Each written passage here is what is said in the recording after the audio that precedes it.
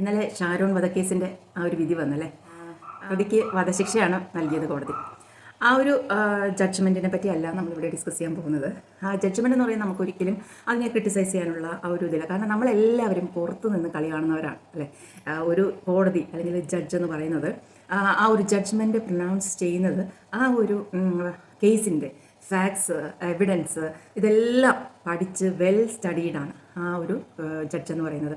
അതുമാത്രമല്ല, ഈ പ്രതി എന്ന് പറയുന്ന ആളെയും നിരന്തരം കാണുകയും കേൾക്കുകയും അവർക്ക് പറയാനുള്ളത് കാണുകയും അവരെ നിരന്തരം ഒബ്സർവ് ചെയ്യുകയും ചെയ്തിട്ടാണ് ഒരു കൺക്ലൂഷനിലെത്തുന്നത് അല്ലേ. ഒരു case rarest of the rare കേസിൽ വരുമോ ഇല്ലയോ, വധശിക്ഷ നൽകാവോ എന്നൊക്കെ ഉള്ളതൊക്കെ ഇപ്പോൾ വലിയൊരു ഡിബേറ്റ് ഇങ്ങനെ നടന്നുകൊണ്ടിരിക്കുകയാണ്. ഈവൻ പ്രതിക്ക് അപ്പീൽ പോകാനുള്ള അവകാശമുണ്ട്. നമുക്ക് ഇനിയും ഹൈക്കോർട്ടുണ്ട്, സുപ്രീം കോർട്ടുണ്ട് അല്ലേ. അപ്പം അതൊക്കെ അവിടെ നിൽക്കട്ടെ. ഞാൻ ഇത് പറയാനായിട്ട് ഉദ്ദേശിക്കുന്നത് വേറെ ചില കാര്യങ്ങളാണ്. എനിക്ക് ഈ ഒരു കേസിൽ നിന്ന് നമ്മൾ പരസ്പരം ഷെയർ ചെയ്യണം എന്ന് വിചാരിക്കുന്ന ചില കാര്യങ്ങളാണ്. ഇപ്പോൾ എനിക്ക് പറയാനുള്ളത് നമ്മുടെ യങ്സ്റ്റേഴ്സിനടുത്താണ്. അത് ഇപ്പോൾ ഒരു റിലേഷൻഷിപ്പ് ലേക്ക് നമ്മൾ എത്തിപ്പെടാനായിട്ട് പണ്ടത്തെ പോലെയുള്ള ഒരു ബുദ്ധിമുട്ടൊന്നുമില്ല അല്ലേ. പണ്ട് ഞങ്ങളുടെയൊക്കെ ജനറേഷനിൽ ഒരാൾക്ക് ഒരാളോട് ഇഷ്ടമാണെന്ന് അത് പറയാൻ തന്നെ എന്തോ ഒരു ബുദ്ധിമുട്ടാണ്. ഒളിച്ചും പാത്തും പതുങ്ങിയും ഒരു ലവ് ലെറ്റർ എന്നൊക്കെ പറഞ്ഞാൽ അത് ആ ഒരു ജനറേഷൻ്റെ ഗ്യാപ്പാണ്. നിങ്ങൾക്ക് എല്ലാവർക്കും അറിയാം. ഇപ്പോൾ ഒരു ബ്ലിങ്ക് ഓഫ് ആയി മതി നമുക്ക് ഒരാളടുത്ത് ഇഷ്ടമാണെന്ന് പറയാനായിട്ട്. നമുക്ക് ഇഷ്ടം പോലെ സംവിധാനങ്ങളുണ്ട്. സംവിധാനം തന്നെ പറയുന്നതിന് വാട്സപ്പ് ഉണ്ട്, അതേപോലെ തന്നെ ഫേസ്ബുക്ക്, എന്താ ഇല്ലാത്തത്, ടെലിഗ്രാം, അങ്ങനെയുള്ള ഒത്തിരി ഫെസിലിറ്റീസ് ഉണ്ട്. അതുപോലെ അപ്പോൾ തന്നെ ഈ റിലേഷൻഷിപ്പിലേക്ക് കുട്ടികൾ ചാടുന്നതിന് മുൻപ് ഒരു റിലേഷൻഷിപ്പ് നമ്മൾ സീരിയസ് ആയിട്ട് ഒരു റിലേഷൻഷിപ്പിലേക്ക് പോകുന്നതിന് മുൻപ് എപ്പോഴും എന്താ പറയുക, ഒരു ആളെ നന്നായിട്ട് മനസ്സിലാക്കി അല്ലാതെ ഒരു റിലേഷൻഷിപ്പിലേക്ക് എടുത്ത് ചാടരുത്. ഇവിടെ കോടതിയുടെ ഒരു ഒബ്സർവേഷൻ തന്നെ ഉണ്ട്. ഷാരോൺ എന്ന് പറയുന്നത് ആ ഒരു പ്രണയത്തിന് അഡിക്റ്റാണ്. കേൾക്കുമ്പോൾ വല്ലാത്തൊരു വിഷമം തോന്നും. പ്രണയം എന്ന് പറയുന്ന ആ ഒരു വളരെ എന്താ പറയുക, നമുക്ക് അത്രയ്ക്ക് ആ ഒരു സോഫ്റ്റ് ആയിട്ടുള്ള ആ ഒരു വികാരത്തിന്, ഒരു ഇമോഷന് അവൻ ആ ഒരു മോന് അതിൽ അഡിക്റ്റ് ആയിരുന്നു. അതായത് അത് ഒരു നല്ല മനസ്സുള്ള ഒരു പയ്യനായിരുന്നു അല്ലേ. വിശ്വസിച്ച ആളെ ചതിക്കാത്ത, എന്നും ആ ഒരു റിലേഷനിൽ തന്നെ മുന്നോട്ട് പോകണം എന്ന് ആഗ്രഹിച്ച ഒരാളായിരുന്നു. അതേസമയം മറ്റേയാളോ പുറമേ കാണുന്ന ആ ഒരു ശാലീനമായ ആ ഒരു നിഷ്കളങ്കത അല്ലായിരുന്നു അവരുടെ മനസ്സിൻ്റെ ഉള്ളിൽ. Don't judge a book by its cover എന്ന് പറയുന്നത് എത്ര അർത്ഥമാണ് അല്ലേ ഈ ഒരു സംഭവങ്ങൾ നമ്മൾ കാണുമ്പോൾ. അപ്പോൾ എനിക്ക് പറയാനുള്ളതെന്ന് വെച്ചാൽ, ഒരാളെയും നമ്മൾ പെട്ടെന്ന് നമ്മുടെ ജീവിതത്തിലേക്ക് ആ കാഴ്ചയുടെ അടിസ്ഥാനത്തിലോ പുറമേ ഉള്ള ഒരു ചെറിയ നല്ലതായിട്ട് പെരുമാറി എന്നുള്ള ആ ഒരു കാര്യത്തിലോ ഒന്നും പെട്ടെന്ന് അങ്ങ് എടുത്തു ചാടി ഒരാളെയും വിശ്വസിക്കരുത് എന്നാണ് എനിക്ക് കുട്ടികളോട് പറയാനുള്ളത്. കുട്ടികളും അല്ല, മുതിർന്നവരാണെങ്കിലും ആരാണെങ്കിലും. ഇനി രണ്ടാമത്തെ കാര്യം, ഒരു റിലേഷൻഷിപ്പിൽ ആയി തന്നെ കരുതുക. നമ്മൾ അവരുടെ പെരുമാറ്റങ്ങളാണെങ്കിലും കുറേ നാളത്തേക്കെങ്കിലും ജസ്റ്റ് ഒന്ന് ഒബ്സർവ് ചെയ്യുക. അവരുടെ ലക്ഷ്യം എന്താണ്, അവരുടെ പ്രവൃത്തികൾ, അവരുടെ സംസാരം, അവരുടെ എല്ലാ തരത്തിലുള്ള ആ ഒരു പെരുമാറ്റം, ബിഹേവിയർ നമ്മൾ ഒബ്സർവ് ചെയ്തുകൊണ്ടിരിക്കുക. വളരെ സംശയത്തോടെ നോക്കണം എന്നല്ല ഞാൻ പറയുന്നത്. എന്നാൽ കുറച്ച് കാലമെങ്കിലും ആ ഒരു റിലേഷൻഷിപ്പ് നമ്മുടെ മനസ്സിൽ വേര് പിടിക്കുന്നതിന് മുൻപ് ഒന്ന് ശരിക്കും വെൽ ആയിട്ട് കഴിയുന്നത്ര, മനുഷ്യനാണ് ചക്കയല്ല ചുഴ്ന്ന് നോക്കുക എന്നൊക്കെ ഉള്ള പഴഞ്ചൊല്ല് എനിക്ക് ഓർമ്മയുണ്ട്. എന്നാലും കഴിയുന്നതുപോലെ ഒന്ന് ഒബ്സർവ് ചെയ്യാനും അവരെ സ്റ്റഡി ചെയ്യാനും ശ്രമിക്കുക. ഓക്കെ. ഇനി ഏറ്റവും ഇമ്പോർട്ടൻ്റ് ആയിട്ടുള്ളൊരു കാര്യം പറയാനുള്ളത്, ഒരു റിലേഷൻഷിപ്പിൽ ഒരാൾക്ക് നമ്മൾ വേണ്ട എന്ന് തോന്നിയാൽ മതി. അവർ പറയണമെന്നില്ല. ചിലർക്ക് പറയാൻ ബുദ്ധിമുട്ടായിരിക്കും.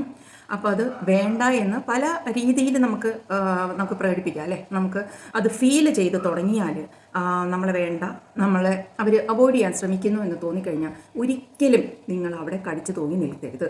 എന്ന് പറഞ്ഞാൽ സ്നേഹം എന്ന് പറയുന്ന ആ ഒരു വികാരം ഉണ്ടല്ലോ, ആ ഒരു സാധനം നമുക്ക് പിടിച്ചു വാങ്ങാൻ പറ്റുന്നതല്ല എന്ന് നമ്മൾ എല്ലാവരും മനസ്സിലാക്കി, നമുക്ക് എല്ലാവർക്കും അറിയുന്നൊരു കാര്യമാണ്. എന്നാലും ഇവിടെ എനിക്ക് തോന്നുന്നു ഷാരൂണിന് സംഭവിച്ചത് കുറേശ്ശെ ആയിട്ട് മനസ്സിലായി തുടങ്ങിയിരുന്നു. നമ്മൾ പറഞ്ഞിരുന്നു വേറെ കല്യാണം വരുന്നു ഒക്കെ പ്രതി പറഞ്ഞിട്ടുണ്ടായിരുന്നു. എനിക്ക് പ്രതി എന്ന് പറയാനാണ് ഇഷ്ടം, പേര് പറയാൻ തന്നെ എനിക്ക് താല്പര്യമില്ല. ഓക്കെ. അപ്പോൾ ആ പ്രതി ഷാരോണിനോട് പറഞ്ഞിരുന്നു. ആ സമയത്ത് ആ കുട്ടിക്ക് മനസ്സിലാകണമായിരുന്നു, അവൻ ബുദ്ധി കൊണ്ടല്ല ആലോചിച്ചത്, അവൻ ഹൃദയം കൊണ്ടാണ് ആലോചിച്ചത്. അവന് അവളെ അത്രയ്ക്ക് വാല്യുബിളായിരുന്നു. പക്ഷെ അതേസമയം അവൻ ആലോചിക്കണമായിരുന്നു, എന്നെ വേണ്ടാത്ത ഒരാളെ ഞാൻ എങ്ങനെയാണ് എൻ്റെ ജീവിതകാലം മുഴുവനും ഇങ്ങനെ പിടിച്ചു നിർത്തുക എന്നുള്ള ആ ഒരൊറ്റ പോയിന്റ് ആലോചിച്ചിരുന്നെങ്കിൽ ആ കുഞ്ഞിന് ഇന്നും അവൻ്റെ അമ്മയോടൊപ്പം അവൻ്റെ കുടുംബത്തോടൊപ്പം ജീവിക്കാമായിരുന്നു. അവൻ്റെ ജീവിതം, അവൻ്റെ സ്വപ്നങ്ങളെല്ലാം അവന് പിന്നെയും അത് കണ്ടിന്യൂ ചെയ്തു പോകാമായിരുന്നു അല്ലേ. എപ്പോഴും മനസ്സിലാക്കേണ്ടത് അതാണ്. ഒരു റിലേഷൻഷിപ്പിൽ ഒരാൾക്ക് വേണ്ട എന്ന് പറഞ്ഞു കഴിഞ്ഞാൽ അതിൻ്റെ പുറകെ പോയി നിർബന്ധിച്ച് അവരെ ആ റിലേഷനിലേക്ക് വലിച്ചിടാൻ നോക്കരുത്, ഒരിക്കലും നോക്കരുത്. അതുപോലെ തന്നെ എത്രയും പെട്ടെന്ന് ആ ഒരു റിലേഷൻഷിപ്പ് സ്റ്റോപ്പ് ചെയ്യാനായിട്ട് നമ്മൾ തന്നെ ഇനിഷ്യേറ്റീവ് എടുക്കുക.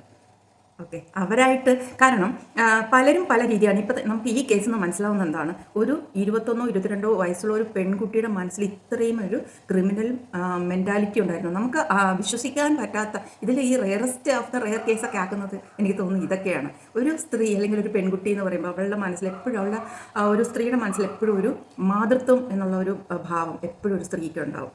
ഈവൻ നമ്മൾ കൊച്ചു കുട്ടികളുടെ കളിപ്പാട്ടങ്ങൾ മാത്രം നോക്കിയാൽ മതി. കൊച്ചു പെൺകുട്ടികൾ എപ്പോഴും ഒരു പാവേനെയൊക്കെ പിടിച്ചായിരിക്കും കളിക്കുന്നത്.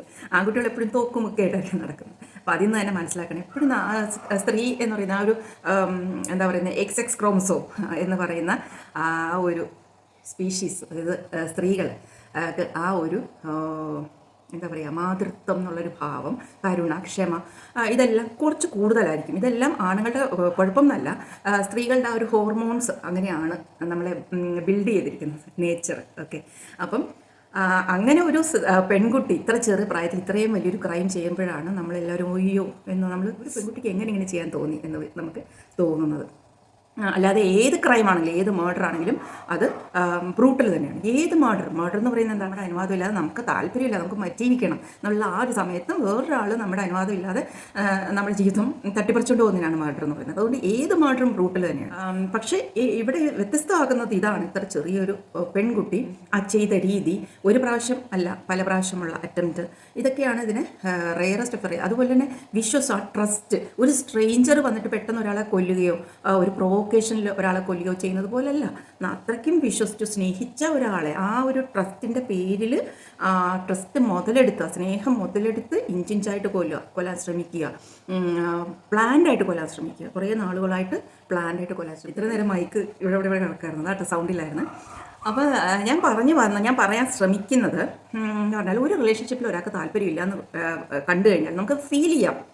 ഇവർ ഏത് റിലേഷനിലും നമുക്കത് ഫീൽ ചെയ്യാൻ പറ്റും, ഒരു ഇൻറ്റ്യൂഷൻ നമുക്ക് കിട്ടും അവരുടെ. കാരണം അത്രയും നമുക്ക് അടുത്ത് പരിചയമുള്ളവരാണല്ലോ. അപ്പോൾ അവരുടെ ഓരോ ചേഞ്ച്, അവരുടെ നോട്ടം, അല്ലെങ്കിൽ അവരുടെ സംസാരം, അവരുടെ സ്നേഹത്തിൽ നിന്ന് വരുന്ന ആ ഒരു വ്യത്യാസം, ഇതൊക്കെ നമുക്ക് മനസ്സിലാക്കാൻ കഴിയും. അപ്പോൾ അങ്ങനെ നമുക്ക് ഫീൽ ചെയ്ത് കഴിഞ്ഞാൽ, ഈവൻ അവർ പറഞ്ഞില്ലെങ്കിൽ പോലും കഴിയുന്നതും അതിൽ നിന്ന് നമ്മൾ എസ്കേപ്പ് ചെയ്യുന്നതാണ് നല്ലത്. കാരണം എന്ന് പറഞ്ഞു കഴിഞ്ഞാൽ, എങ്ങനെയാണ് മറ്റേ ആളുടെ മൈൻഡ്, അതായത് ചിലർക്ക് ക്രിമിനൽ മൈൻഡ് ആയിരിക്കും, അത് എപ്പോഴാണ് പുറത്ത് വരുന്നതെന്ന് നമുക്ക് അറിയത്തില്ല.